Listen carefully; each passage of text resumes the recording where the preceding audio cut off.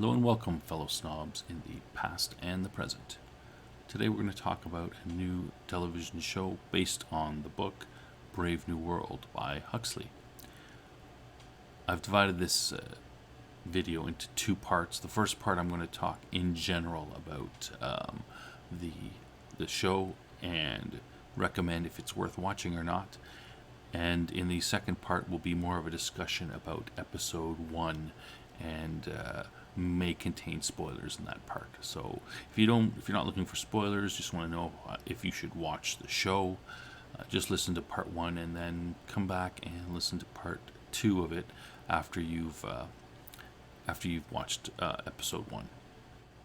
Brave New World is based on a book by Huxley and is published in 1932. So a little bit of a summary about the book before we get into the show itself. So the book is a comment on happiness in society, family in society, a bit on promiscuity, all those sort of themes. The society set forward in the book is set in about 2540, and in that time there's been reproductive advances in artificial wombs, psychological manipulation, classical conditioning, all those sorts of things. So the society is set up as a utopia where nobody has any families. Children aren't born anymore. They're manufactured, they're inseminated and then grown in artificial wombs. No one has a mother, fathers, or families. So in this society, everyone's for everyone else. Promiscuity is everyone belongs to everyone else. You're not, you don't have any. I mean, you have rights to your own body, and you have the choice of who to, you can have sex with and share that body with. But it's very, very, it's promiscuity in our society taken to the farthest degree. There are no real emotional attachments that people have to each other. They have temporary physical attachments, but no emotional attachments. And a big portion about the society is that if you're not happy, take a soma. And a soma is a drug that just there's not much detail into it, but it's a drug that makes you happy. So people are simply, they're obviously unhappy, and they're simply medicating themselves out of their unhappiness. So that's the theme that the book explores. That emptiness that these people are feeling and how their society and they are dealing with it. So just a little bit about the book itself.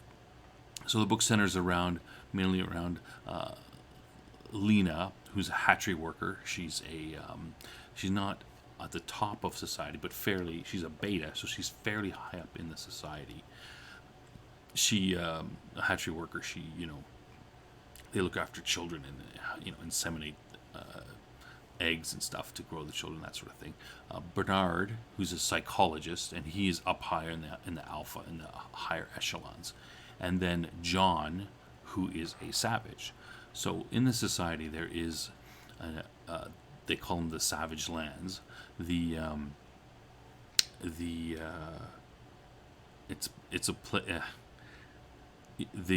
residents of New London will go there and visit the savage lands to see how their horrible savage ancestors used to live. So the society set up is kind of. It's kind of like our society now, except much more primitive. But it's socially, it's set up the same way, where people have families.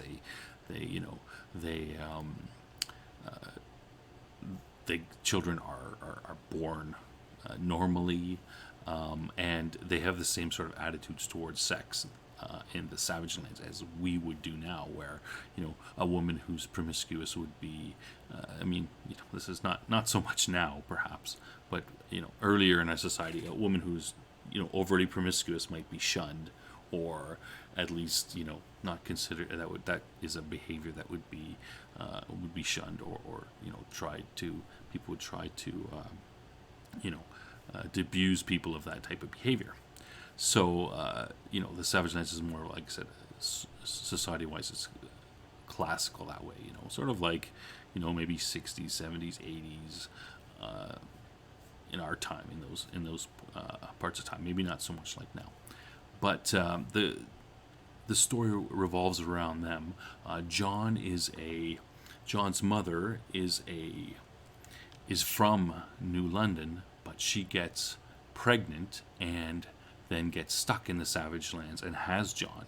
So normally within, if I remember correctly, I haven't read the book in a while, but if I remember correctly, in Brave New World, their primary means of birth control is abortion. So people would get, girls would get pregnant and they would go and have an abortion. It wouldn't be a big deal. It would just be sort of a normal procedure. They don't refer to it directly in the book, but it is referred to. So she gets lost in the Savage Lands and stuck with them, and is pregnant, and I guess isn't able to escape, and she spends about 20 years there with John, and John grows up in that society. So he grows up, kind of at odds with his mother's idea of what a society, promiscuity, sex should be about, because she's from New London. She can't break out of that, and she acts like that within the savage land, savage society. So she is shunned by those people and not thought of well. So he is, caught in the middle, where he has his mother's teaching and how she feels, but the society that he grew up in feels a different way about that, and he bears the stigma of his mother's indiscretions and how she deals with the society.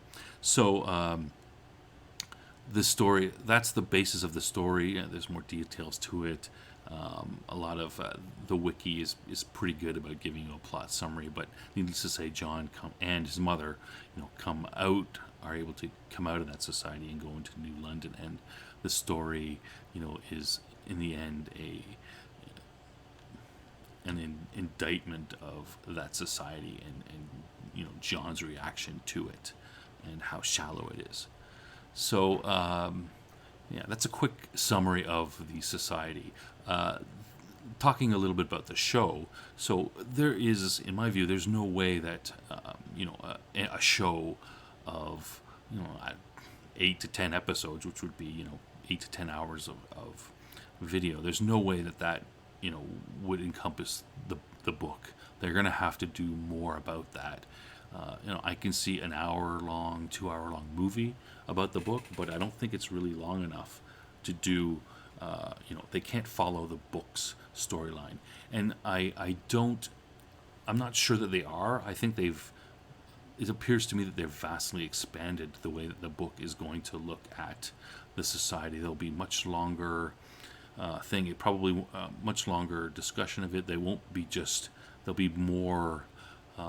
The book ends with John's, how he feels about the society, but the society doesn't change. There's no change in it. It's just, this is what happens to John. So I think that there might be a much longer discussion of the society, and John won't be dealt with so quickly. I'm trying not to give too many spoilers about the book. John won't be dealt with too quickly in the television show. He will, and perhaps we might see, a revolution take place against the society, or more detail in that, because that's not really shown. There's no, not to spoil it, but the book isn't really, there's no revolution that happens in the book. It's a discussion of the society. Here's John's, feelings about it and what he does about it, and then that's sort of it. Carries on. So you could, if you're going to do some sort of revolution and back and forth about that, you can get, of course, a much longer show. So there's hints that may be happening. So let's talk about, the show.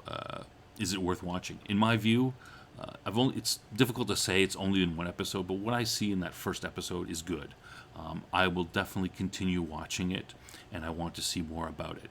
The characters are already in the first episode. Already, you can see the development there, especially Bernard and Lena too. They're both. You start to see their motivation already, and John's motivation is a little bit not quite as developed yet. It's a little murky there, but he's already been put into a difficult situation where he's going to have to make choices. So the the the start of concerns and of a storyline are already there. It's well shot. New London looks like a paradise. All the people are beautiful. They party. They have fun. What could possibly be wrong? But we've already seen the hints of what could be wrong. I'm curious to see. In the first episode, John hasn't yet come to New London, but it's obviously from promos and that sort of thing. We obviously see that John's going to be there, and we've seen a little bit about his attitude. I'm curious to see how they're going to portray his reaction to it and what's going to happen next. So I definitely recommend. I would recommend watching Brave New World. I'm going to stick with it. I'm interested to see what happens next, and depending on how good it is, I may follow and give a summary of each episode afterwards. So that is it for this portion of the video. If you are wishing to, if you've seen episode 1, you want to hear my discussion of the episode and my review of it, what's happening and what may be happening next, and my comments, then stay. But be careful. There will be spoilers. Thanks for listening, and on to part 2. Now I'd like to talk to you, review and discuss episode 1 of Brave New World. So the show starts off, first thing you see is you see no privacy, no family, no monogamy. That sums up the nature of the society very well. A little bit of a change from, we find out as we go through the episode, a little bit of change from the original story, original Brave New World book. Of course, it was 1932, so they didn't know about the surveillance state and data and that kind of thing. So they've integrated that into the story. So you've got some sort of surveillance going on all the time, and some sort of AI or some type of computer system that is just mentioned that sort of watches over. I'm sure we'll get into that more.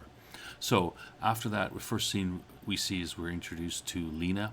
She is a beta plus. You can see that she's going through inseminating eggs.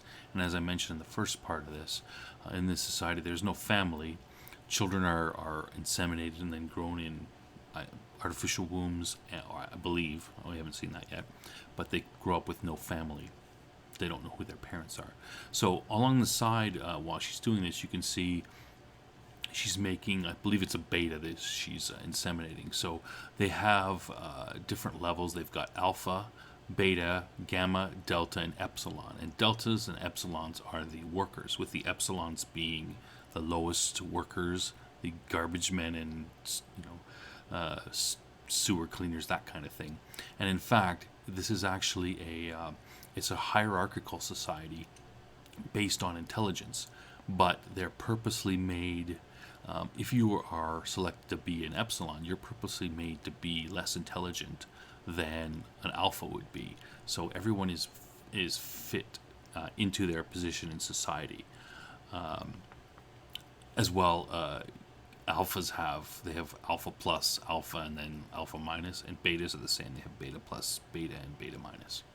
So while she's inseminating these eggs, while she's working, she is called into Bernard's office, and we meet him.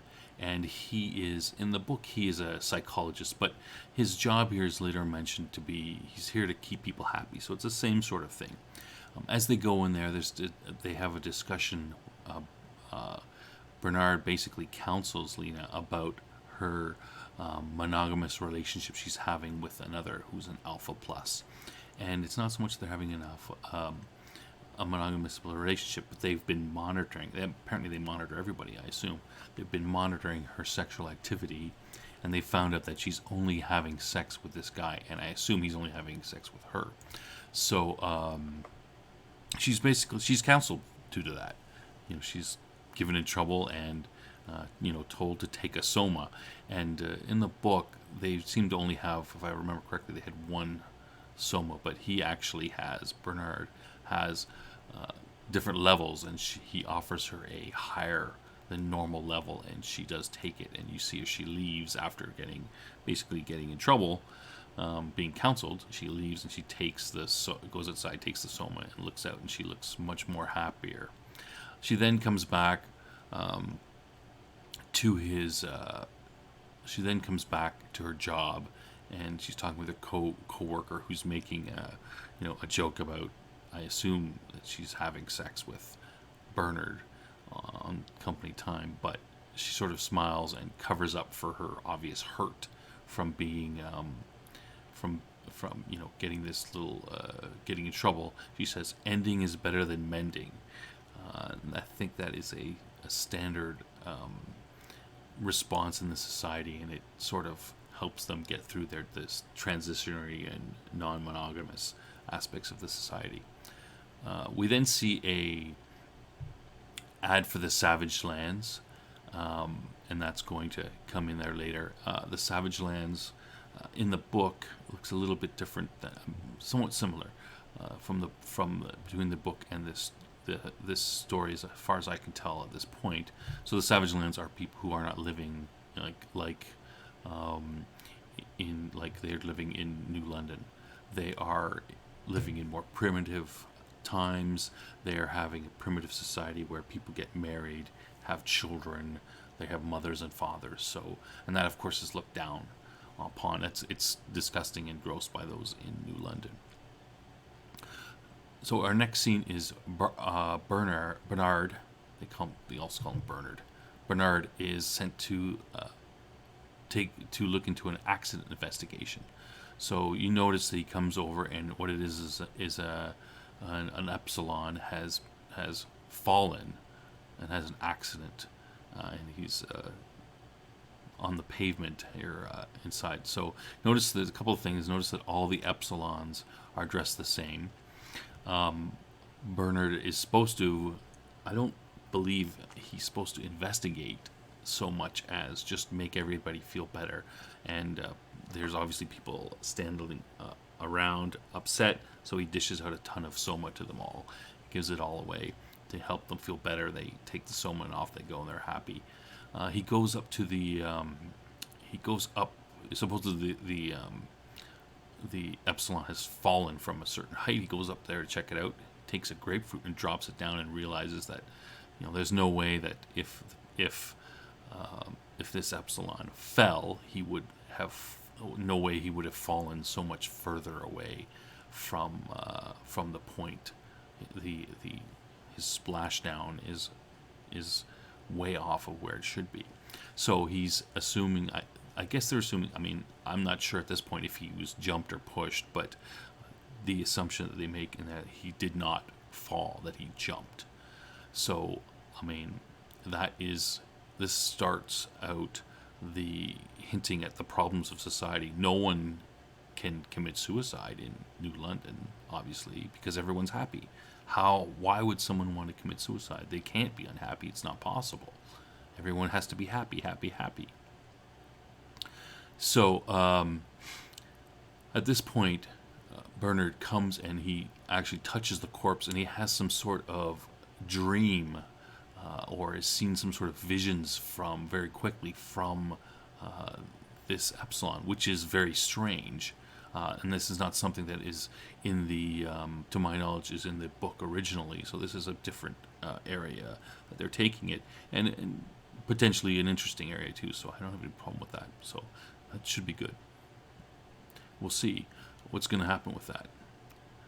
From there, Bernard goes to visit a friend of his, Helm Watson, who's a feelie maker. She is a feelie maker. Now, I believe this character exists in the book, but it was a male, and I don't think they were. I can't remember exactly what they were. A friend, but I don't remember exactly what job that they had. Anyway, so this Helm Watson, basically in this scene, Bernard puts out his thoughts, saying that, I think that he might have jumped. Everything he says is poo-pooed by Watson. She says, it can't happen. If you seem to be upset, you're always upset. Why don't you take a soma? If you're upset, take a soma. So we get this. That's reinforced, and we get that whole idea that this is not, The what Bernard is seeing and thinking about what's going on is not sanctioned by society, and in fact, it makes people upset. And it's hinted that he could get. It's implied that he could get in trouble by pushing this idea forward. From there, the scene changed scenes, and it's Lena and her friend going to a club to have fun. They see Henry, who was the guy that she was having this monogamous relationship with, at the club, and in fact, they meet up with Henry and a friend of his, and they switch, like it's obvious they actually switch partners. So she goes with Henry's friend, and Henry goes with her friend. So I'm not sure if this is more towards do they still like each other, and they're they're seeing each other but without seeing each other because they're with someone different, or they've been chastised so they can't be together. It's a way to be together but not be together. I'm not quite sure. It's not detailed there. We're gonna have to watch and see what happens later on. But this in this scene, Lena looks over. They're on the dance floor. They're dancing.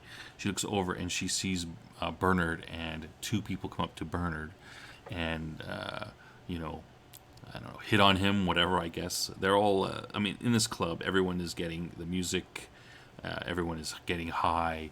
The whole scene turns into an orgy at the end.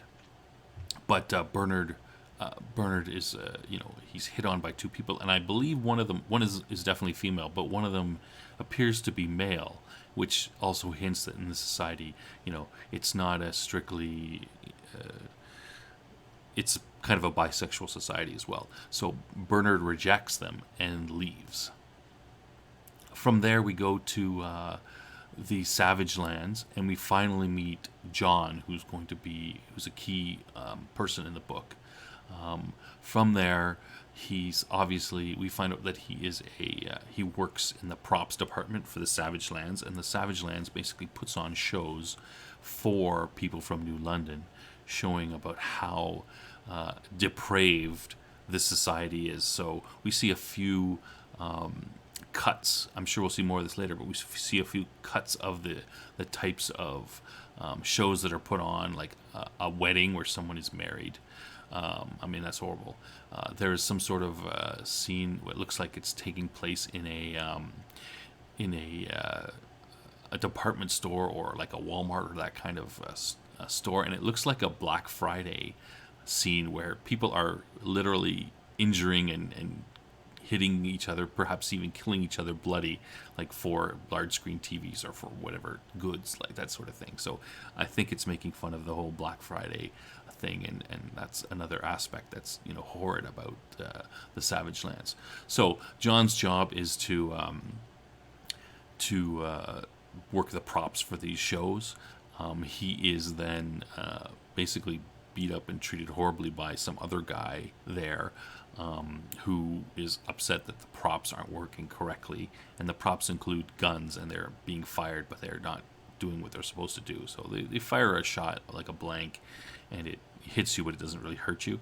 So I think this is a key point, because we're going to get into it later. John's going to be approached by someone else to do something, and this could factor into what's going on. The fact that the guns, he didn't have the guns set properly, so that they didn't do their job right.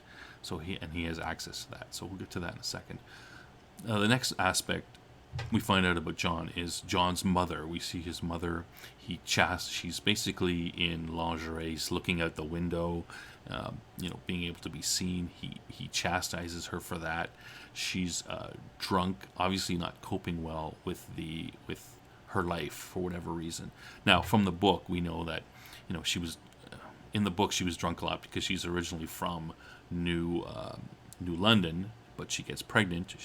And she's in the Savage Land and has John, and she feels she can't go back because of the shame. So she can't cope. There's no Soma in the Savage Lands, so she basically spends most of her time drunk in the book. So it seems to be playing that out in this TV show as well. And later on that night, she's drinking at dinner, that sort of thing. And later that night, he has to carry her into bed. She's obviously passed out drunk. So From there, John goes outside and he is captured by by some group. They throw a bag over his head and sort of hold him. They take him into an area. We meet a woman who I didn't catch her name, or I don't think they gave her, but she's obviously the leader of some sort of cell or rebel group. And she makes a speech, tells about how she hates these New London people. They aren't coming in here, and they're going to do something about it. And he is shown a crate of ammunition. So, and that's why I think this got something to do with, perhaps the next Savage Land. They want him to sabotage the next Savage Land demonstration where people might get killed, real people might get killed, or she also mentioned that they can't get into the Savage Land, like she can't get into there. So there's some sort of force field or something like that that's keeping everybody out, or at least keeping out, dangerous things. So somehow he's going to be involved in committing some sort of act that I assume is going to be against the New Londoners who are coming to see this Savage Land, the Savage Land amusement park. So he is kind of forced into it. He's pulled into it because he likes this girl who's apparently with someone else, but he likes her, so he's dragged into it because there she obviously knows that he's able to do that. And there was a reference earlier that I didn't mention where about he asked her if she was, how come she didn't come over last night, and she said something, I had to go meet with my group, which I kind of assumed is this group of rebels or terrorist cell that she belongs to. From there, I should also mention, it's not right now, but a little bit later on, also, the girl takes him back to his house and makes a veiled threat about, you should do what we ask you to do, because it could go badly for yourself and your mother. From there, the scene moves, and we go outside to see the friend. I don't know if he's a friend, but another Epsilon who was standing right beside the one that was killed, and was talked to by Bernard. He goes into his friend's room and goes over to his bed and finds a jagged piece of metal in the room, and is holding it and seen crying. So we don't really know what this scene is about, but he shouldn't be able to cry. No one is sad in New London, so it's a very somewhat disturbing thing.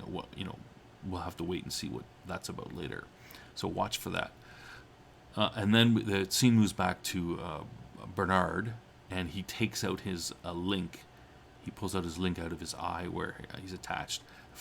Then the thing goes off. He's getting a call from his boss.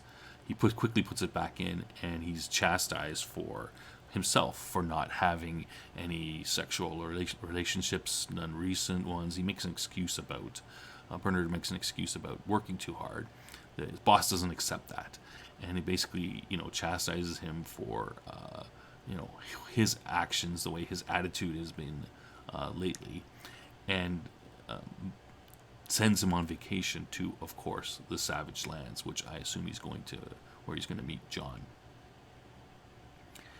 From there, Lena, remembers that she, having seen the fact that Bernard rejected his, his relationship at the club they were at, she comes to confront him about that, and they have a discussion about their feelings, and with Bernard opening up and saying, Lena saying that, I did what you told me to do. I went out and had relations with another person without this Henry guy, and I didn't feel any better. You told me I would feel better. I did not feel better. And, basically she calls him a hypocrite because she saw him at the club, and he rejected, having sex with these two other people as well. So he said, yeah, he doesn't feel better either. And, he feels that his life, quote, it's not real, is what he says. So then we see them, they talk about this, They're obviously feel similar about life and the way that something's not real, and they're not satisfied, and Soma isn't helping them. They set up a projection of them having sex, so that I guess to get to get everyone off their back, and talk about while they're talking about this.